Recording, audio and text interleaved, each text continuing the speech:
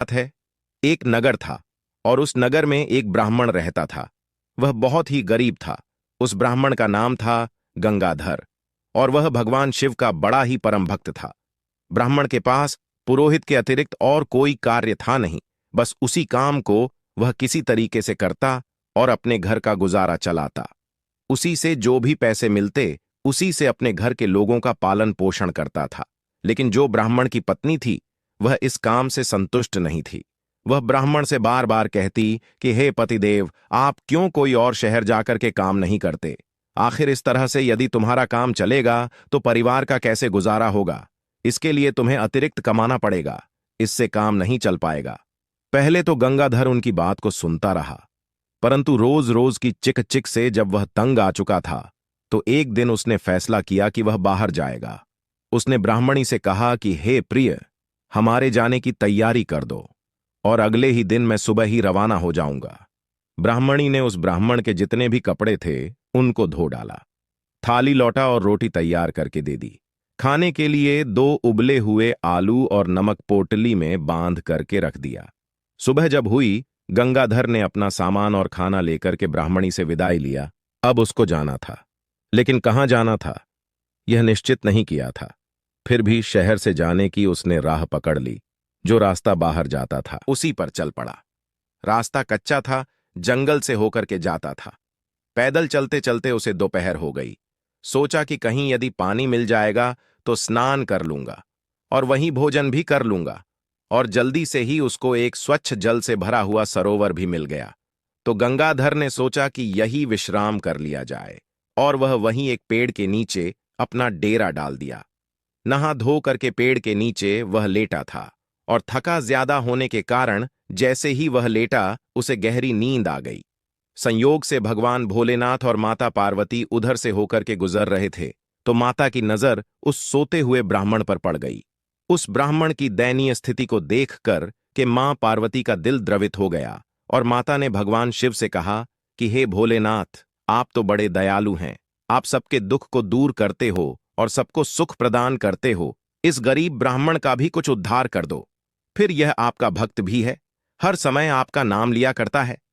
भगवान शिव कहने लगे कि हे देवी पार्वती, तुम बड़ी कोमल हृदय की हो, इसीलिए हर किसी की मदद करने को हमेशा तैयार हो जाती हो। भगवान भोलेनाथ ने कहा कि जाने दो, यह सब इंसान के कर्मों का फल है। जो व्यक्ति जैसा कर्म करता है उसे वैसा ही फल भोगना पड़ता है। मित्रों, फिर माता पार्वती ने कहा कि नहीं स्वामी, इस पर आपको दया करना होगा और मैं आपसे कुछ नहीं मांगूंगी। पार्वती जी की जिद के कारण भगवान भोलेनाथ सोते हुए उस ब्राह्मण के पास पहुंचे और उन्होंने उसकी खाने की पोटली जो थी उसको खोल करके देखा, तो उसमें देखा तो वही दोनों आलू थे। फिर भगवान भोलेनाथ ने उन दोनों आलूओं को उठा करके उसी पोटली में 2 लड्डू रख दिए और वह वहां से चले गए। फिर माता पार्वती से कहा, हे देवी, अब इसका प्रबंध हमने कर दिया है। मित्रों, वह ब्राह्मण सोते रहने के कारण इस घटना से पूरी तरह से अनजान था। उसे कुछ भी पता नहीं था कि क्या हुआ। जब उस ब्राह्मण की आंख खुली तो तीसरा पहर चल रहा था। उसे भूख लगी तो खाने की पोटली को उठाया और जब पोटली को खोला तो देखता है कि उस पोटली के ऊपर ही 2 ताजे लड्डू रखे हुए हैं। उन लड्डुओं को देख करके ब्राह्मण की भूख और बढ़ गई। वह सोचने लगा कि किसी जजमान के घर से लड्डू आए होंगे और उसने जल्दी ही लड्डू उठा करके अपने मुंह में डाल दिया। उसको बड़ा आश्चर्य हुआ कि पोटली में 2 लड्डू खाने से फिर न जाने कहां से 2 लड्डू और आ गए। अब तक वह ऐसा करते करते करीब 15-20 लड्डू खा चुका था, लेकिन उसकी पोटली में अभी भी 2 लड्डू रखे हुए थे। उसने और सोचना बंद कर दिया। पोटली और सामान उठा करके वापस घर की ओर चल पड़ा। रात का पहला पहर खत्म होने से पहले ही वह घर की चौखट पर पहुंच गया। ब्राह्मणी ने उसे देखते ही भला बुरा कहना शुरू कर दिया और सत्यानाश हो, तुम्हारा न जाने कितना समझा करके घर से बाहर तुम्हें भेजी थी, लेकिन वह भी तुम नहीं कर पाए। गंगाधर कहने लगा कि भाग्यवान, अपनी ही कहती रहोगी कि तुम कुछ मेरा भी सुनोगी, अपनी ही कहती रहोगी तो हमारी कब सुनोगी? हमारे दुख के दिन अब दूर हो चुके हैं।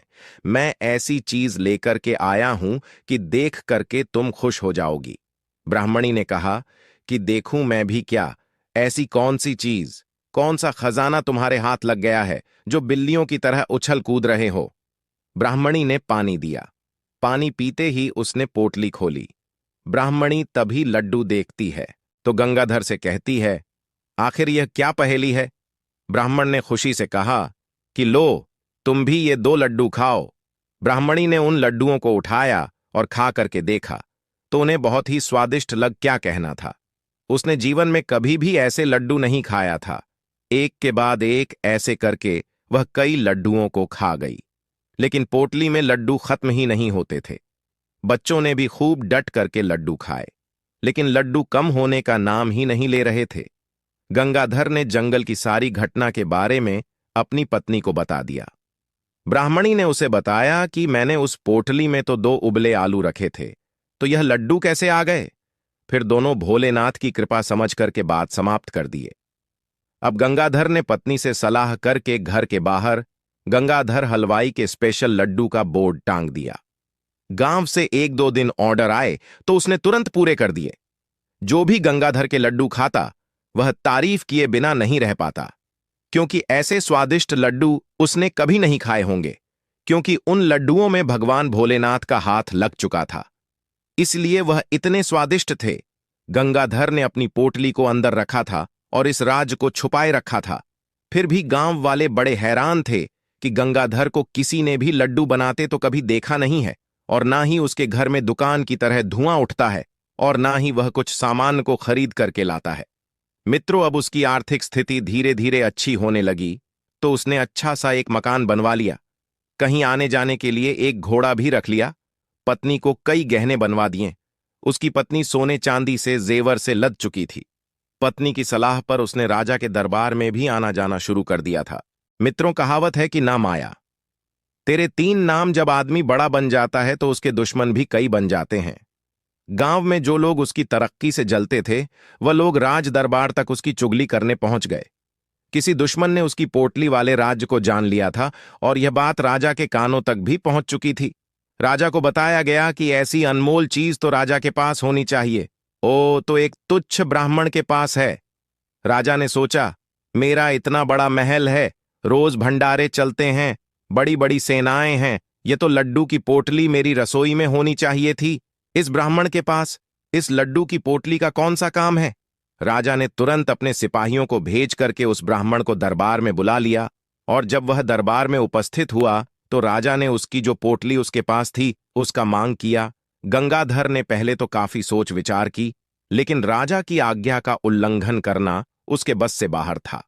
एक असहाय ब्राह्मण के बस में यह नहीं था कि वह राजा की आज्ञा को टाल सकता था।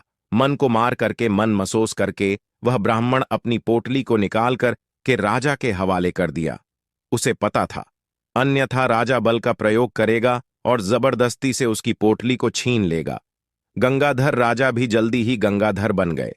कोई और काम करने के लायक तो था, वह जो थोड़ी बहुत जमा पूंजी थी वह भी खर्च हो गई, क्योंकि अब उसकी पत्नी और बच्चों की जीवन शैली भी खर्चीली हो चुकी थी। उसे अपनी पत्नी की सलाह पर राजा से मित्रता करने और अपनी मूर्खता का बोध हो रहा था। उसकी पत्नी भी बहुत दुखी रहने लगी थी। उसके विरोधी अब चटकारे लेकर के उसकी बेइज्जती करने से कभी नहीं चूकते थे और वह तरह तरह की बातें बनाते थे। उसकी पत्नी ने फिर दोबारा उसी स्थान पर जाकर के भोलेनाथ की कृपा का आशीर्वाद लेने को ब्राह्मण से कहा। कई बार जब उस ब्राह्मणी ने कहा तो वह ब्राह्मण यथापूर्व तैयारी की। फिर उस ब्राह्मण की जाने की तैयारी कर दी। मित्रों, फिर वह ब्राह्मण सुबह होते ही अपनी यात्रा पर निकल पड़ा। दोपहर होते होते उसी सरोवर के किनारे वह ब्राह्मण पहुंच गया जहां आज के करीब 3 साल पहले उसे भोलेनाथ का वरदान प्राप्त हुआ था। वह पेड़ की छाया में लेट गया। शीघ्र ही थकान के मारे उसे गहरी नींद आ गई, और इसे सुखद संयोग ही कहेंगे कि पहले की तरह ही भगवान शिव और माता पार्वती वहां से जा रहे थे। जब माता पार्वती की नजर उस ब्राह्मण पर पड़ी तो उसे कुछ याद आया। माता ने तुरंत भगवान भोले बाबा से कहा कि हे प्रभु, आपको याद होगा कि हम आज से 3 साल पहले यहां से गुजरे थे और यह वही ब्राह्मण है जिसकी आपने मदद की थी, परंतु यह तो इसका कोई परिवर्तन नहीं हुआ है। वैसे का वैसे ही इसका हल है। इसका तो कोई परिवर्तन नहीं हुआ। ये क्या है मित्रों? फिर आगे पार्वती भगवान भोले बाबा का हाथ पकड़ करके कहने लगी कि चलो स्वामी, उस ब्राह्मण के पास। फिर माता पार्वती जी जबरदस्ती हाथ पकड़ करके ले गई। भोलेनाथ तो सब कुछ पहले से ही जानते थे। उनको मालूम था कि गंगाधर की पोटली कहां चली गई। भगवान भोलेनाथ तो सर्वस्व ज्ञानी थे। वे सब जानते थे, वे तो अंतर्यामी थे। उनको पता चल चुका था कि उस ब्राह्मण की पोटली कहां चली गई। भगवान भोलेनाथ ने अब उसकी पोटली में 2 लड्डू न रख करके वहां पर 2 ईंटों को रख दिया और पोटली को बंद कर दिया। जब माता पार्वती ने पूछा तो कुछ नहीं कहा, लेकिन भोलेनाथ के इस काम से वह हैरान जरूर थी। कुछ देर के बाद जब गंगाधर की आंख खुली, उसने शीघ्र ही वहां पर जो सरोवर था उसमें स्नान किया और भोलेनाथ का नाम लेते हुए उसने अपनी पोटली को खोला तो वह देख करके हैरान था कि पोटली में एक ईंट निकली और गंगाधर के माथे पर जोर से लगी। उसकी आंखों के आगे तारे नाचने लगे और वह अचेत होकर के वहीं पर गिर पड़ा। लगभग आधे घंटे के बाद जब उसको होश आया तो देखा माथे पर एक बड़ा सा गुला निकल आया है और आंख नीली पड़ गई है। उसे मन ही मन भोलेनाथ की इस कृपा पर हंसी भी आई और क्रोध भी आ रहा था। वह सोचने और समझने की अवस्था में नहीं था। उसने देखा कि पोटली में अभी भी 2 ईंट थी। एक ईंट इसको जो लगी थी वह बाहर पड़ी थी। उसको उसमें भी भोलेनाथ की कृपा नजर आ रही थी। उसने ईंटों को समेट लिया और सारे सामान को बटोर करके अपने घर की ओर चल दिया। आधी रात को गंगाधर अपने घर को पहुंच गया। गंगाधर की पत्नी उसका इंतजार कर रही थी।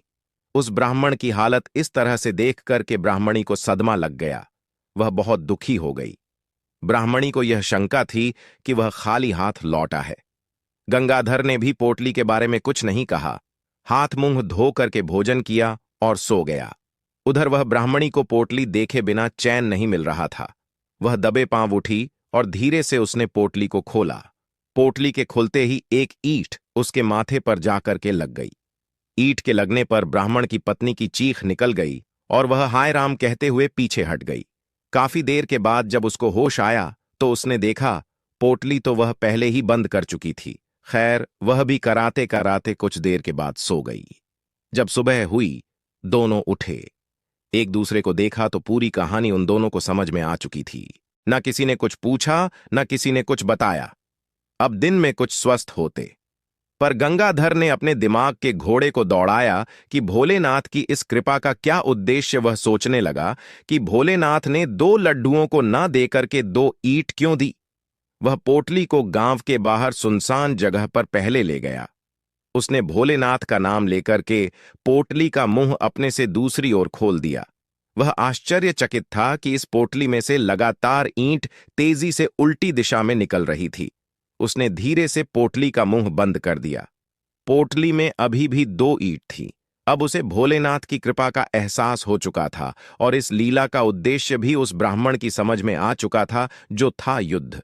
हाँ, राजा से युद्ध करके अपनी पोटली को वापस लेना, यही भगवान भोलेनाथ की मनसा थी। गंगाधर, जो ब्राह्मण था, चुपके से पोटली लेकर के अपने घर को वापस आ गया। उसने राजा के पास एक संदेशा भेजा कि राजा लड्डू वाली पोटली उसे वापस लौटा दे और आधा राज्य भी दे दे, अन्यथा उससे युद्ध करे। राजा को उसका यह संदेशा बड़ा अटपटा और विचित्र लगा और बकवास लगा। उसने अपने सिपाहियों को उसे पकड़ लाने के लिए आदेश दे दिया। सिपाही बड़े जोश के साथ उसके घर की ओर आए और गंगाधर को बाहर निकालने के लिए ललकारने लगे। गंगाधर तो तैयार पहले से बैठा था। उसने अपनी पोटली को घर के ऊपर सेट करके रख दिया था। उसने पहले तो सिपाहियों को वापस लौटने की सलाह दी। जब वह नहीं माने तो अपनी फौजदारी पर वह आ गया और उस ब्राह्मण ने अपनी पोटली का मुंह उनकी ओर खोल दिया। अब क्या था, ईंट बरसने लगी मित्रों।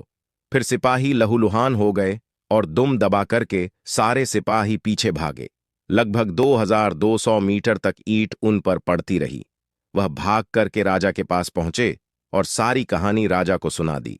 ऐसी एक तरफा लड़ाई न तो कभी देखी थी न कभी सुनी थी। फिर राजा ने अपनी पूरी सेना अपने सेनापति की अगुवाई में भेज दिया। सैनिक उस ब्राह्मण को पकड़ने के लिए गांव की ओर चले। उस ब्राह्मण ने गांव के बाहर अपना मोर्चा तैयार रखा था। एक ऊंचे टीले पर जो गांव के बाहर था, उसने अपनी मचान को बना रखा था और वह मचान पर पोटली लेकर के चढ़ गया था। जैसे ही सैनिक उसकी जगह पर आए, उसने पोटली का मुंह उनकी ओर करके खोल दिया। अब सैनिकों के पास इस तरह के अस्त्र से लड़ने का कोई हथियार नहीं था। ईंटों की लगातार बारिश हो रही थी, तीर और भाले उसके सामने सब कुछ फेल हो रहे थे। भयंकर चीख पुकार मची थी। सैनिक त्राहिमाम त्राहिमाम करते हुए पीछे की तरफ भाग रहे थे। अब राजा के पास जब यह खबर पहुंची, यह विचित्र खबर जब राजा ने सुना, तो राजा ने तुरंत एक बैठक बुलाई और विचार विमर्श किया कि अब इस ब्राह्मण से कैसे निपटा जाए। इस पर चर्चा हुई। उसके कई वरिष्ठ मंत्री संधि करने के पक्ष में थे। उनको पता था कि राजा ने उस ब्राह्मण की पोटली को बलपूर्वक छीन लिया है और ब्राह्मण के साथ कोई दैवीय शक्ति उसका साथ दे रही है। इसलिए विवश होकर के राजा ने अपना संधिदूत ब्राह्मण के पास भेज दिया। ब्राह्मण ने अपनी दोनों शर्तों को फिर से दोहराया कि अगर मेरी यह दोनों शर्तें राजा को मंजूर हो, तभी वह संधि के लिए तैयार हो सकता है। राजा ने उसको आधा राज्य देने की घोषणा कर दी और उसकी पोटली सामान सहित उसको लौटाने की भी घोषणा कर दी। वह ब्राह्मण अब महाराजा बन चुका था। यह सब भोलेनाथ की कृपा से ही हुआ था। उसने सदैव जनता के हित में कार्य करना शुरू कर दिया और सुख शांति से वह अपने राज्य का संचालन करने लगा। उसका उद्देश्य अच्छा था, इसीलिए ईश्वर ने उसकी मदद की, और वह राजा जिसकी मदद भगवान ने नहीं की, उसका उद्देश्य गलत था, क्योंकि उस राजा के पास बहुत सा धन था, लेकिन फिर भी उस ब्राह्मण से उसने पोटली को छीना। तभी भगवान उस पर रुष्ट हो गए और उसके बुरे कर्मों की सजा उसको मिली। और ब्राह्मण की नीयत अच्छी थी, उसके कर्म अच्छे थे, इसलिए ब्राह्मण का भगवान ने साथ दिया। मित्रों, अगर ये कहानी आप लोगों को पसंद आई हो तो कमेंट बॉक्स में हर हर महादेव लिख करके, वीडियो को लाइक करके, चैनल को सब्सक्राइब करके बेल आइकन ऑल पर प्रेस कर लीजिए, जिससे आप सभी लोगों को प्राचीन कथाएं और कहानियां सबसे पहले प्राप्त हो सके। मित्रों, वीडियो को पूरा देखने के लिए आप सभी लोगों का धन्यवाद।